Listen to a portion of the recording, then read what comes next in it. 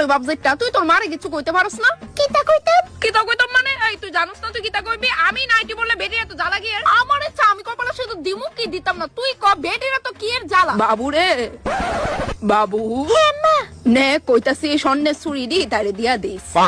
তাইলে তুমি এই সুইটির কথাই কইছলা সেদিনকা। নে আমি যাইতাছি গা তোর মাসির বাড়ি কয়েকদিনের লিগা। অনেক মিস করো মা আপনারে, কবে আইবেন মা? শাড়ি আলাইছে আমি ঠিক হইনি দেখতাছি। তুমি আসলেই শাড়ি পরছো বৌমা? কেন মা আমি কি শাড়ি পরতে পারি না? এখন থেকে আমি শাড়ি পরবো। আর এই বাড়িটা যেহেতু আমার, এই বাড়ির সমস্ত কাজের দায়িত্ব আমারই। বা দেখো তো শাড়ি পরলে তোমার কত সভ্য বাড়ি মায়া লাগে। আমি তো জানতামই তুমি একদিন ঠিক হই শুধরাইবা। আই বাবু আই বৌমা। মা সাবধানে যাই। ও মা অনেক মিস করবো। কিতা চুরিটি ভরাইবি না, শাশুড়ি মা যদি আমার দিয়া গেছে। এই সুইটি তো মা আমার বড় দিদি বিশাখার লিকানে দিয়া গেছে। তাই কয়দিন পরে বিদেশ থেকে ফিরে আইবো। কি তা কইছো?